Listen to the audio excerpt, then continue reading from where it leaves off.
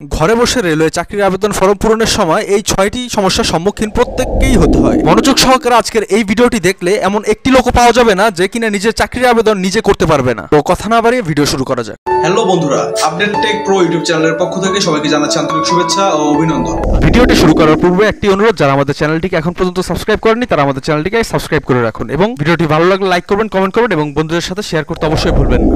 নিত্য নতুন সকল চাকরির খবর এবং চাকরির আবেদন সংক্রান্ত সকল ভিডিও সবার আগে পেতে আমাদের চ্যানেলটিকে এখনই সাবস্ক্রাইব করে রাখুন। তো প্রথমে আমাদের একটি ব্রাউজার ওপেন করতে হবে। আমি আমার ব্রাউজারটি ওপেন করে নিলাম। আপনারা দেখতে পাচ্ছেন বাংলাদেশ রেলওয়ের অফিসিয়াল ওয়েবসাইটটি আমাদের সামনে ওপেন অবস্থায় আছে। আপনারা যদি সরাসরি এই পেজে আসতে চান তাহলে আমাদের ভিডিও ডেসক্রিপশন বক্সে আবেদনের লিংকটি পেয়ে যাবেন, অথবা গুগলে সার্চ বারে গিয়ে লিখতে হবে br.teletalk.com.bd দিয়ে এন্টার প্রেস করবেন। তারপর আপনারা হোম বাটনে ক্লিক করুন। তারপরে আপনারা আবেদনের অপশনটি পেয়ে যাবেন। অ্যাপ্লিকেশন ফর্ম অথবা click here two online apply এটির উপরে ক্লিক করে দিন। এখানে সার্কুলার অপশনে ক্লিক করে নেক্সটে ক্লিক করবেন। তারপর আপনারা দেখতে পাবেন যে কয়টি পদের জন্য আবেদন করা হবে তার লিস্টগুলো। আপনারা যে পদের জন্য আবেদন করবেন সেটির উপরে ক্লিক করে দেন নেক্সটে ক্লিক করবেন। আমি যেহেতু পয়েন্টসম্যান পদের জন্য আবেদন করব, সেক্ষেত্রে আমি পয়েন্টসম্যানের উপরে ক্লিক করে ওকে দিয়ে নেক্সটে ক্লিক করব। এখানে বলা হয়েছে যে আপনার অলরেডি জবসে অ্যাকাউন্ট আছে কিনা। যদি আপনার অ্যাকাউন্ট থেকে থাকে তাহলে ইয়েস দিবেন, আর না থাকলে নো দিয়ে নেক্সটে ক্লিক করবেন। তারপরে আপনারা দেখতে পাবেন মূল আবেদন ফর্মটি। ওকে, তো এখানে আপনাদের নাম ইংলিশে এবং বাংলায় লিখতে হবে এবং পিতার নাম ইংরেজিতে বাংলায়, মাতার নাম ইংরেজিতে বাংলায় লিখতে হবে। এই সকল বিষয় অ্যাজ ইউজুয়াল আপনারা সকলেই জানেন। তো সেক্ষেত্রে আপনারা যেগুলো জানেন এই অনুযায়ী আপনাদের সঠিকভাবে আবেদন ফর্মটি পূরণ করুন। বলে রাখছি, আপনাদের নাম, পিতার নাম, মাতার নাম, জন্ম তারিখ, এনআইডি নাম্বার, এসএসসির রেজাল্ট, এই সকল তথ্যগুলো যাতে কোনো মতে যাতে ভুল না হয় এগুলো অনেক সচেতনভাবে পূরণ করুন। আর হ্যাঁ, অবশ্যই আপনার একটি সচল মোবাইল নাম্বার দিবেন এবং একটি ইমেল অ্যাড্রেস দিয়ে দিবেন। এবার চলে আসলাম আমরা আসল সমস্যার জায়গায়। এখানেই আসলে অনেক আবেদনকারী ঘাবড়ে যায়, তো আমরা এটি সমাধান করে দিচ্ছি। ওকে, তো সমস্যা শুরু হয় এখানে ফ্রিডম ফাইটার স্ট্যাটাস এই অপশনটি থেকে। যারা মুক্তিযোদ্ধা পরিবারের সন্তান তারা তিনটির মধ্যে উপরে দুইটির যে কোনো একটি দিয়ে দিবেন এবং যারা মুক্তিযোদ্ধা পরিবারের সন্তান না তারা নট অ্যাপ্লিকেবল দিয়ে দিবেন। তারপরের অপশনটি হচ্ছে ফিজিক্যালি হ্যান্ডিক্যাপড স্ট্যাটাস। এর মানে হচ্ছে আপনার কোনো শারীরিক অক্ষমতা আছে কিনা, সেটিতে আপনারা নো করে দিবেন। তারপরের অপশনটি হচ্ছে অরফান স্ট্যাটাস, এটিও আপনারা না করে দিবেন। এর পরের অপশনটি হচ্ছে ইথিক্স মাইনরিটি স্ট্যাটাস, সেটিও আপনারা না করে দিবেন। তারপরের অপশনটি হচ্ছে আনসার ভিডিপি স্ট্যাটাস, সেটিও আপনারা না করে দিবেন। এর পরের অপশনটি হচ্ছে রেলওয়ে এমপ্লয়ি ডিপার্টমেন্ট স্ট্যাটাস, সেটিও আপনারা নো করে দিবেন। প্রবলেমের সর্বশেষ সমস্যাটি হচ্ছে এমপ্লয়মেন্ট স্ট্যাটাস।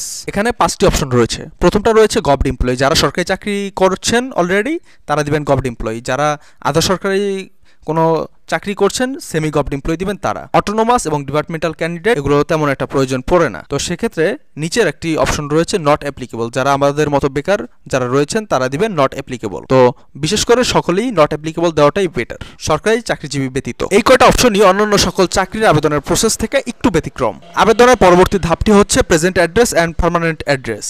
সেখানে আপনারা আপনাদের বর্তমান ঠিকানা এবং স্থায়ী ঠিকানা দিয়ে দিবেন। সেখানে প্রথমে যে অপশনটি রয়েছে কেয়ার অফ, সেখানে আপনার পিতার নাম অথবা আপনার মাতার নাম, মানে সংসার যে চালায় তার নাম দিয়ে দিবেন। প্রেজেন্ট এবং পার্মানেন্ট অ্যাড্রেস যদি একই হয় তাহলে পার্মানেন্ট অ্যাড্রেসের উপরে প্রেজেন্ট সেম অ্যাড্রেস ওই অপশনটাতে ক্লিক করে দিলেই পার্মানেন্ট অ্যাড্রেসের ঘরটি আর ফিল আপ করা লাগবে না, এটি অটোমেটিক্যালি ফিল আপ হয়ে যাবে। পরের ধাপে প্রোভাইড করতে হবে এডুকেশনাল কোয়ালিফিকেশনস। প্রথমে ফিল আপ করতে হবে এসএসসির কোয়ালিফিকেশনস। প্রথম অপশনটি হচ্ছে এক্সামিনেশন, সেখানে আপনারা এসএসসি দিয়ে দিবেন। তার পরবর্তী ঘরে রয়েছে রোল নাম্বার, সেখানে সুস্পষ্টভাবে এবং নির্ভুলভাবে রোল নাম্বারটি দিয়ে দিবেন। দেন তারপর হচ্ছে গ্রুপ অথবা সাবজেক্ট, যেহেতু এসএসসির ক্ষেত্রে সায়েন্স, আর্টস, কমার্স, বিএম যে যেই গ্রুপের সেই গ্রুপটি উল্লেখ করবেন এবং যে বোর্ডের আন্ডারে সেই বোর্ডটি উল্লেখ করে দিবেন। তারপর রেজাল্ট হচ্ছে আউট অফ 5, কারণ হচ্ছে এটা জিপিএ সিস্টেম, সিজিপিএ সিস্টেম হচ্ছে আউট অফ 4। তো সেক্ষেত্রে আপনারা আউট অফ 5 দিয়ে পাশের ঘরটিতে পয়েন্ট অপশনটি দিয়ে দিবেন এবং পাসিং এর কত সালে পাস করেছেন সেই অপশনটি দিয়ে দিবেন নির্ভুলভাবে। ঠিক একই রকম ভাবে নিচের এইচএসসির ঘরটিও ফিল আপ করে দিবেন। একেবারে সর্বশেষে যে অপশনটি রয়েছে সেটি হচ্ছে are you physically fit, strong and healthy. এর মানে হচ্ছে যে আপনি কি ফিজিক্যালি ফিট আছেন কিনা এবং হেলদি আছেন কিনা বা স্বাস্থ্যবান আছেন কিনা। কারণ হচ্ছে এই নিয়োগ বিজ্ঞপ্তিতে আপনার হেলদি থাকাটা আবশ্যক। তো সেক্ষেত্রে আপনারা এখানে ইয়েস লিখে দিবেন। তারপর নিচে একটি ক্যাপচা কোড আছে, ক্যাপচা কোডটি এখানে দিয়ে দিবেন। সাবমিট বাটনের উপর একটি টিক বক্স রয়েছে, সেটিতে টিক দিয়ে দিবেন। সাবমিট বাটনে ক্লিক করার পূর্বে সকল ডকুমেন্ট বা সকল তথ্যগুলো পুনরায় আবার যাচাই করে নেবেন। সকল তথ্যগুলো যদি সঠিকভাবে ফিল আপ করা হয় তাহলে আপনারা সাবমিট বাটনে ক্লিক করে দিবেন। আবেদনটি সাবমিট দেওয়ার পরবর্তীতে আপনারা এরকম একটি পেজ দেখতে পাবেন। এখানে আপনারা আপনাদের সকল তথ্য শেষবারের মতো যাচাই করে নেবেন। যদি কোনো ভুল থাকে তাহলে নিচে এডিটের অপশন আছে, সেখানে গিয়ে আপনার ফাইলটি পুনরায় এডিট করতে পারবেন। ওই পেজে নিচে আসলে আপনারা দেখতে পাবেন এখানে ছবি এবং সিগনেচার আপলোড দেওয়ার প্রয়োজন পড়বে। তো সেক্ষেত্রে আপনারা পূর্বে থেকে একটি ছবি এবং সিগনেচার সাইজ করে নেবেন।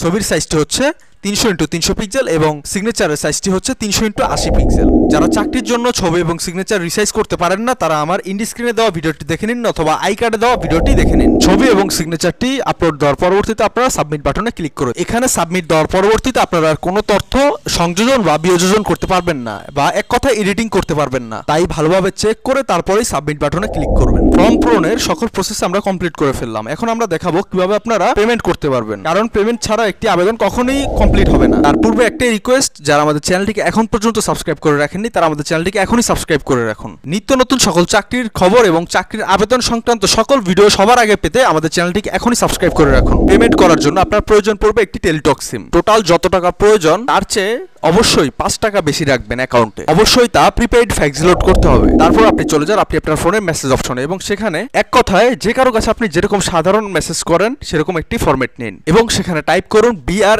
Space user ID. এখন অনেকেই জানেন না যে ইউজার আইডি দেবো কোনটা, তো আমি দেখিয়ে দিচ্ছি কোনটা। আবেদনটি কমপ্লিট করার পর আপনারা যে ফর্মটি পাবেন সেই ফর্মের নিচেই এই ইউজার আইডিটি পেয়ে যাবেন। তারপর আপনারা BR স্পেস ইউজার আইডিটি বসিয়ে 1622 নাম্বারে পাঠিয়ে দিবেন। তারপর তারাই আপনাকে আরেকটি রিটার্ন মেসেজের মাধ্যমে একটি পিন নাম্বার দিয়ে দিবে আপনাদেরকে। এবার আপনাদেরকে আরেকটি মেসেজ পাঠাতে হবে, সেখানে লিখতে হবে BR space ES space pin number দিয়ে পাঠিয়ে দিতে হবে 1622 নাম্বারে। এখানে পিন নাম্বার বলতে বোঝানো হয়েছে তারা আপনাদেরকে রিটার্ন যে মেসেজের মাধ্যমে যে পিন নাম্বারটি দিবে ওই পিন নাম্বারটি এখানে উল্লেখ করে দিবেন। তারপরে অটোমেটিক্যালি আপনার অ্যাকাউন্ট থেকে টাকা কেটে নিবে। ওকে, তো এই ছিল আমাদের পেমেন্ট প্রসেস। তো বন্ধুরা, আজকের ভিডিওটি এই পর্যন্তই। পরবর্তী ভিডিও দেখার আমন্ত্রণ জানিয়ে আজকের ভিডিওটি এখানেই শেষ হচ্ছে। ভিডিওটি ভালো লাগলে লাইক করবেন, কমেন্ট করবেন, শেয়ার করবেন এবং অবশ্যই আমাদের চ্যানেলটিকে সাবস্ক্রাইব করবেন।